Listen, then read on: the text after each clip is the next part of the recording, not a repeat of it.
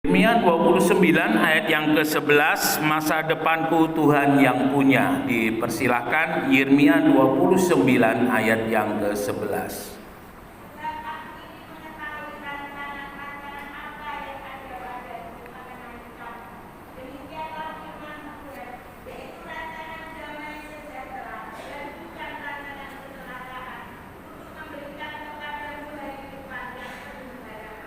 Terima kasih.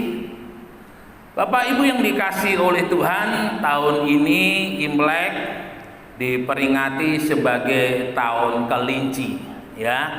Karena di dalam penanggalan Chinese itu ada di setiap tahunnya itu dilambangkan dengan binatang, dan mereka berkeyakinan yang mempercayai bahwa karakteristik daripada binatang itu akan mempengaruhi sepanjang tahun itu. Dan yang menarik, di tahun-tahun itu orang-orang yang punya sio, ya, yang kelahirannya di tahun-tahun tertentu, mungkin dengan sionya sio binatang apa begitu, maka di tahun ini mereka berkeyakinan ada orang-orang yang punya sio yang diuntungkan dan ada orang yang punya sio yang dirugikan, ya.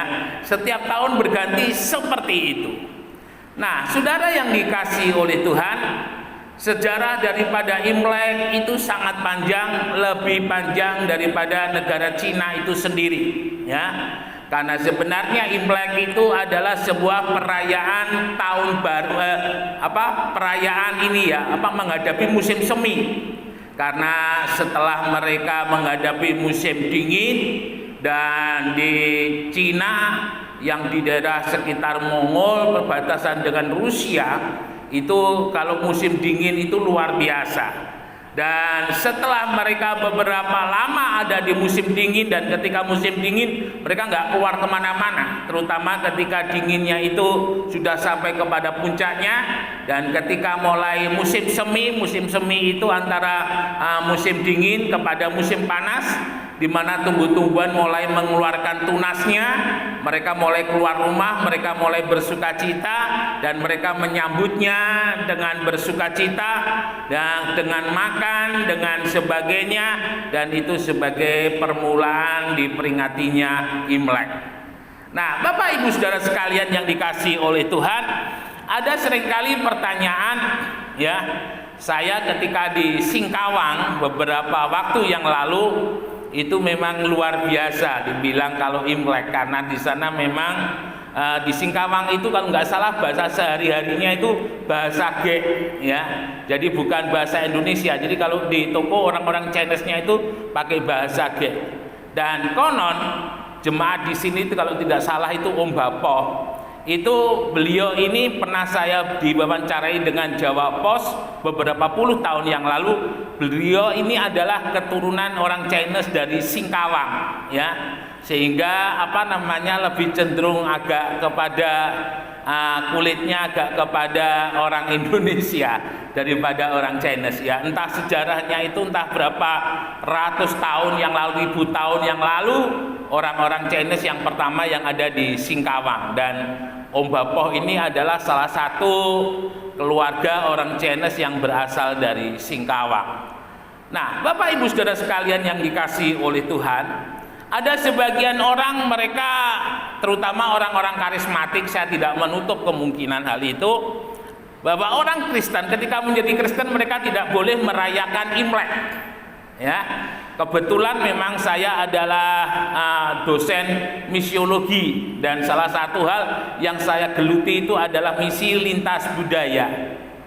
Nah, dalam kehidupan kita sebagai orang Kristen, kita tidak boleh lupa bahwa kehadiran Yesus di tengah-tengah dunia ini adalah kehadiran Yesus di dalam budaya, ya. Dan pada waktu itu karena Yesus hadir di tengah-tengah orang-orang Yahudi, yang dibawa oleh Yesus bukan budaya surgawi, tetapi yang dibawa oleh Yesus adalah budayanya orang Yahudi. Dan Alkitab ditulis bukan dengan bahasa surga. Alkitab ditulis dengan bahasa Ibrani Perjanjian Lama dan Yunani dan sebagian Aramik di Perjanjian Baru. Ya, itu satu hal yang tidak boleh kita sangkal. Dan dalam percakapannya sehari-hari Yesus menggunakan bahasa Aramik, bukan menggunakan bahasa surga. Sehingga bagi saya sangat salah sekali ketika orang Kristen menolak budaya di tengah-tengah kehidupannya. Ya, saya sangat intens sekali dengan di golongan Islam itu yang namanya Nahdlatul Ulama. Nahdlatul Ulama itu menjadi sebuah sebuah kerukunan agama termasuk yang paling besar di dunia, ya. Dan salah satu hal yang menarik daripada NU adalah Nahdlatul Ulama, mereka memasukkan ajaran-ajaran Islam itu melalui budaya. Tetapi di dalam kekristenan harus diingat, tidak semua budaya itu bisa kita adopsi, tidak semua budaya itu bisa kita pakai, ya. Paling tidak ada 3 hal yang harus diperhatikan ketika budaya itu mau dipakai di dalam kehidupan kita sebagai orang Kristen. Yang pertama itu saya seringkali menggunakan istilah 3D. 3D itu diterima, dimodifikasi, dan ditolak. Yang pertama, seperti halnya pakaian yang saudara kenakan pagi hari ini, ataupun bahasa, ataupun makanan, itu sesuatu hal yang bisa kita terima. Lalu kemudian yang dimodifikasi, itu adalah hal-hal di dalam budaya yang tidak bertentangan dengan firman Allah, tetapi kita beri warna rohani. Ya, seperti setiap kali Imlek, ya, datang kepada orang tua, memberi hormat kepada orang tua, itu sesuatu hal yang tidak bertentangan dengan firman Allah. Lalu kemudian memberikan angpau itu juga tidak menjadi masalah, karena membagi kasih, membagi sukacita di tengah-tengah keluarga. Dan banyak hal lain yang bisa dipakai yang tidak bertentangan dengan firman Allah. Tetapi yang ditolak adalah budaya-budaya yang sifatnya di sana ada penyembahan, baik langsung maupun tidak langsung. Ya, maaf seperti contoh pergi ke makam lalu kemudian berdoa di sana. Kong, bantu doa Kong, tahun ini Sinyo mau ujian terakhir supaya Sinyo boleh lulus. Engkongnya bilang, Cuk, engkong dulu SD aja nggak lulus, masa kamu mau minta tolong sama engkong? Kira-kira seperti itu guruannya, ya. Jadi ketika saudara meminta doa kepada orang yang sudah mati, itu sesuatu hal yang tidak boleh kita lakukan. Ataupun kita berdoa supaya orang yang mati itu ada istilah di dalam lingkungan masyarakat kita, kirim doa, itu juga adalah sesuatu hal yang tidak boleh kita lakukan. Mengapa? Karena antara orang yang hidup dan orang yang mati itu beda. Kalau orang yang hidup masih ada kesempatan untuk memperbaiki, tetapi kalau orang sudah mati itu sudah final. Di hadapan Tuhan dia tidak ada kesempatan lagi untuk memperbaiki apa yang sudah dia lakukan di masa yang lampau. Sudah final, hanya menunggu yang namanya hidup yang kekal maupun penghukuman. Itu satu hal yang tidak boleh kita sangkal. Jadi itu sudah final ya bentuknya. Jadi ketika dia percaya kepada Tuhan, dia diselamatkan. Kalau dia tidak percaya, ya dia akan dibinasakan. Itu sudah final ketika seseorang itu sudah mati. Tetapi ketika dia masih hidup, dia mau percaya kepada Tuhan, maka dia akan menerima anugerah yang daripada Tuhan. Ini harus kita sadari bersama-sama. Jadi ada hal yang bisa kita pakai, ada hal yang tidak bisa kita pakai. Dan bagi saya secara pribadi, kehidupan manusia tanpa budaya itu bagaikan kanvas putih tanpa warna. Saudara bisa bayangkan kanvas putih tanpa warna, tidak ada menariknya sama sekali. Tetapi kanvas putih itu ketika dia ada warna merah, ada warna kuning, ada warna hijau, ada banyak warna ditaruh di sana, meskipun tidak berbentuk, istilahnya lukisannya itu abstrak, tetapi itu sangat bagus. Nah, itulah budaya. Jadi saudara jangan takut ketika saudara melaksanakan Imlek. karena itu tidak bertentangan dengan firman Allah. Tetapi harus diingat mana yang bisa dipakai, mana yang bisa dimodifikasi, dan mana yang tidak bisa dipakai. Nah, sekarang yang berikutnya, salah satu hal ketika tradisi Imlek pada waktu-waktu yang lampau itu dilakukan, mereka mempunyai kegiatan mencoba untuk meramal, ya. Lalu kemudian ketika sekarang sio kelinci, itu keberuntungannya itu bagaimana? Mereka sangat bergantung dengan sio kelinci, ya. Saya rasa yang untung kalau sio kelinci ini pasti kacang 2 kelinci, ya, karena pas sionya dengan kacangnya pas kacang 2 kelinci. Nah, ketika di sio itu mengatakan bahwa orang yang lahir di tahun tertentu pada sio kelinci ini, mereka tidak boleh mengenakan baju hitam kalau mulai jam 12 malam ke atas, maka itu pun juga dipercaya. Ada yang seperti itu, di hari-hari tertentu, di jam-jam tertentu mereka tidak mau mengenakan warna tertentu, dan di hari-hari tertentu mereka tidak mau melakukan kegiatan tertentu, ya. Jadi tergantung dari sionya itu menuntun mereka kemana, dan itu yang mereka lakukan. Bapak Ibu Saudara sekalian yang dikasihi oleh Tuhan, Yeremia 29:11 tadi mengatakan bahwa dalam kehidupan kita sebagai orang percaya, hidup kita bukan ditentukan oleh sio, ya, tetapi hidup kita ditentukan oleh Tuhan. Aku ini mengetahui rancangan-rancangan apa yang ada padaku mengenai kamu, ya. Rancangan-rancangan Tuhan, rancangan-rancangan yang ada pada Tuhan mengenai kita. Jadi setiap kehidupan kita, apapun yang terjadi, apapun yang kita alami, itu ada di tangannya Tuhan, ya. Itu ada di tangannya Tuhan. Jadi yang menentukan hidup saudara itu bukan siapapun, yang menentukan hidup saudara itu adalah Tuhan. Nah, ini perlu kita sadari bersama-sama. Dan ketika hidup kita ada di tangannya Tuhan, ingat baik-baik, takdir kita sebagai orang yang percaya adalah hidup di dalam rancangan damai sejahtera, hidup di dalam rancangan shalomnya Tuhan.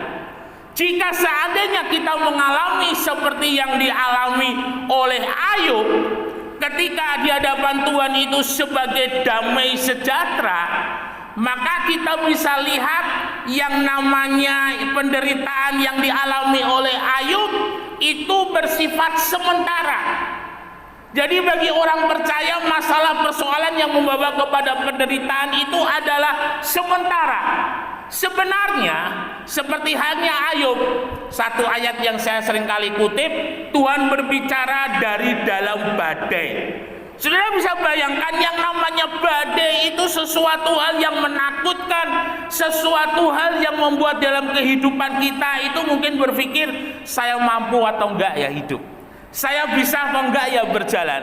Tetapi justru Ayub melihat di tengah-tengah kesulitan, di tengah-tengah kesukarannya, Tuhan berbicara di dalam hidupnya. Artinya apa? Artinya bahwa Tuhan tidak pernah meninggalkan dalam hidup kita. Saudara yang dikasihi oleh Tuhan, dan karena itu merupakan rancangan damai sejahteranya Tuhan, maka yang menjadi goal, yang menjadi akhir, itu adalah masa depan yang penuh pengharapan. Tetapi lain ketika penderitaan itu oleh karena kesalahan kita sendiri, ya, mungkin lebih besar pasak daripada tiang, ya, lebih banyak pengeluaran daripada pemasukan, sehingga saudara mengalami yang namanya masalah hutang yang tidak terselesaikan, ya. Itu bukan persoalan, bukan ujian dari Tuhan, tetapi itu lebih kepada kesalahannya sendiri. Ada banyak orang Kristen, ada sebagian orang Kristen kalau boleh saya katakan, dia menderita bukan karena sebagai sesuatu hal yang Tuhan izinkan terjadi, tapi lebih cenderung sebagai akibat dari perbuatannya dia sendiri, sebagai akibat dari apa yang ditabur kemudian dituai, ya. Nah, ini yang harus kita bedakan di dalam kehidupan kita sebagai orang percaya. Kalau masalah dan persoalan itu Tuhan izinkan ada di dalam master plan-nya Tuhan, maka saudara akan melihat bahwa di balik masalah dan persoalan itu ada berkat yang luar biasa. Tapi kalau itu sebagai akibat dari perbuatan yang saudara tabur dan saudara tuai, maka saudara harus minta ampun kepada Tuhan. Meskipun saudara mungkin babak belur, tetapi ketika saudara bertobat, Tuhan akan menyertai dan kembali saudara bisa mendapatkan pertolongan yang daripada Tuhan. Nah, Bapak Ibu Saudara sekalian yang dikasihi oleh Tuhan, mungkin kita berpikir, seberapa besarkah kemampuan Tuhan itu untuk boleh merenda di dalam kehidupan kita, untuk boleh membawa kepada kehidupan masa depan yang penuh pengharapan itu seberapa besar. Ada beberapa contoh yang menarik di dalam firman Allah, bagaimana Tuhan mengangkat di dalam kehidupan seseorang. Saudara, kita ingat yang namanya Daud, ya. Ketika Nabi Samuel pertama kali menemui Isai, karena Tuhan mengutus kamu harus pergi ke tempat Isai dan kamu harus mengurapi salah satu daripada anak Isai. Ketika kakak Daud dipanggil sampai dengan yang terakhir, ya, lalu kemudian Samuel bilang, Tuhan yang mana? Ketika semuanya ditunjukkan sama Isai, Tuhan bilang nggak ada satu. Lalu kemudian Samuel tanya, Pak Isai, apa masih ada satu lagi anakmu? Lalu Isai bilang, masih ada. Dia biasa hidupnya di hutan karena harus menjaga kawanan ternak milik kami. Saudara bisa bayangkan, Daud sebagai anak yang paling kecil, tetapi dia hidupnya di hutan mengembalakan kambing, domba, kawanan ternak yang dimiliki oleh Isai. Dan Samuel bilang, Tuhan bilang kepada Samuel, suruh panggil dan urapi dia. Bapak Ibu Saudara yang dikasihi oleh Tuhan, tidak disebut ketika Samuel mengurapi Daud itu umur berapa, tapi yang pasti kalau boleh saya katakan dia masih remaja.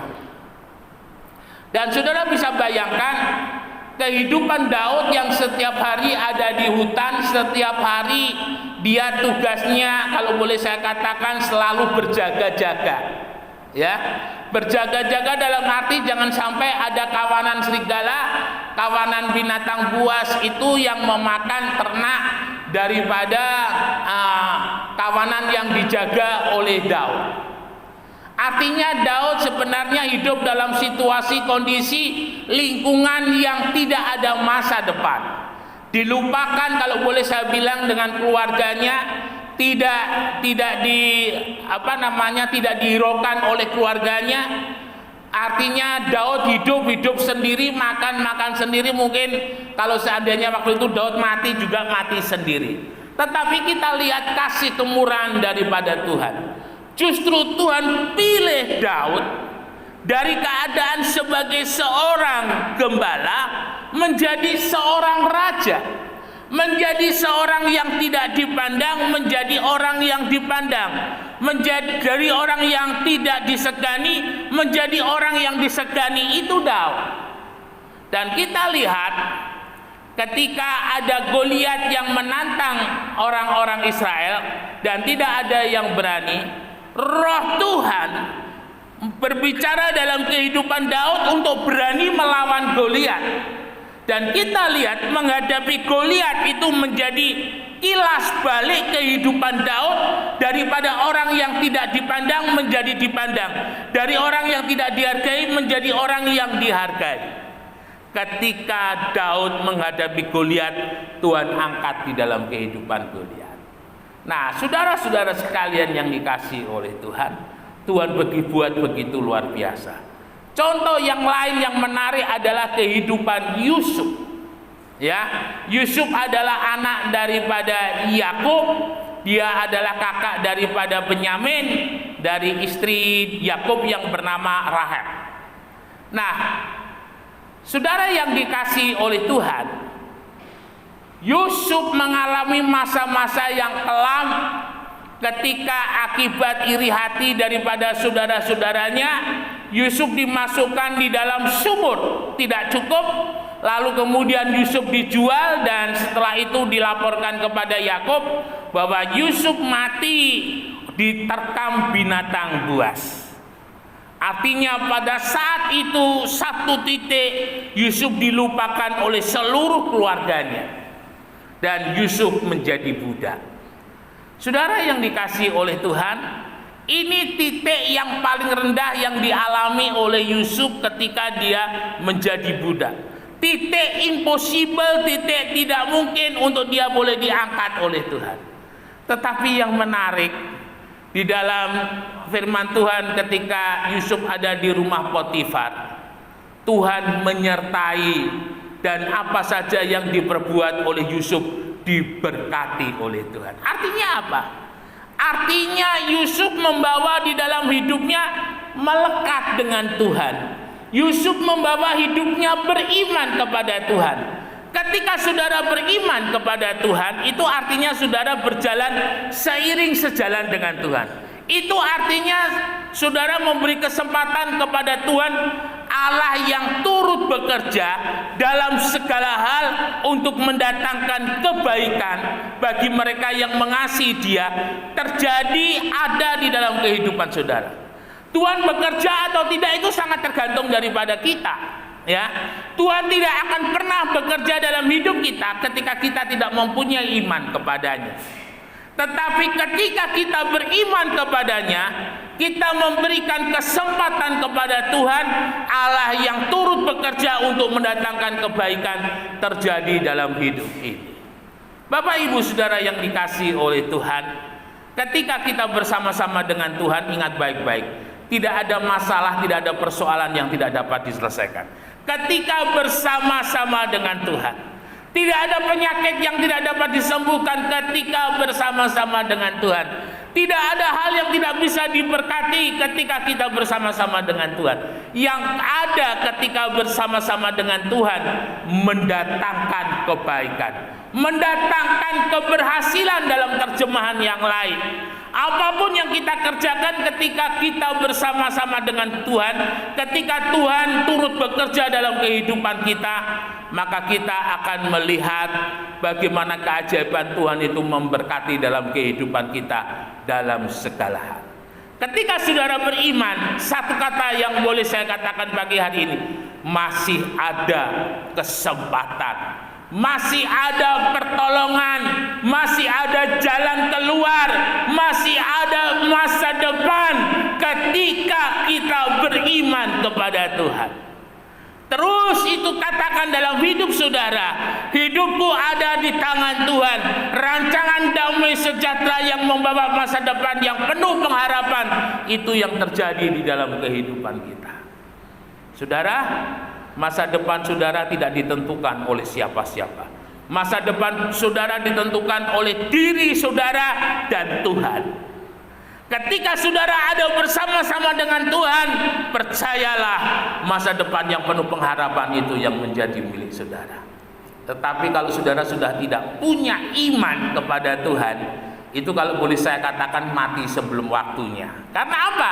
Karena ketika kita tidak mempunyai iman kepada Tuhan, kita menutup pintu masa depan, pintu berkat, pintu pertolongan, pintu mujizat, itu kita tutup. Dan artinya ketika semua tertutup, tidak ada yang terbuka, itu sama halnya saudara ada di dalam kematian. Nah, kita tidak mau seperti itu. Kita punya Yesus yang hidup. Ibrani 13 katakan, Yesus Kristus tidak pernah berubah dahulu, sekarang, sampai selama-lamanya. Dia tidak pernah berubah. Kalau perahu Petrus yang kosong penuh dengan ikan, hari ini dalam ekonomi saudara yang sedang mengalami pergolakan, yang sedang mengalami perjuangan, yang sedang mengalami persaingan, ikutlah apa kata Tuhan. Maka saudara akan melihat perahu ekonomi saudara penuh dengan ikan. Ketika mungkin saudara hari ini sakit, tidak ada satupun yang bisa menyembuhkan, seperti perempuan yang sakit pendarahan 12 tahun. Asal ku jamah saja jubahnya, aku menjadi sembuh. Katakan dengan iman, asal ku panggil nama Yesus, aku menjadi sembuh. Saudara yang dikasihi oleh Tuhan, Yesus hidup untuk kita. Yesus hidup untuk menyertai kita. Yesus hidup untuk memberkati kita. Berimanlah terus kepadanya, suarakanlah terus namanya, tinggikanlah namanya, dan hiduplah dengan kemenangan dari waktu ke waktu. Masa depan yang penuh pengharapan menanti kita dan ada bersama-sama dengan kita. Immanuel, Tuhan Yesus memberkati, beri kemuliaan bagi nama Tuhan. Sama-sama kita bangkit berdiri, kita naikkan ucapan syukur.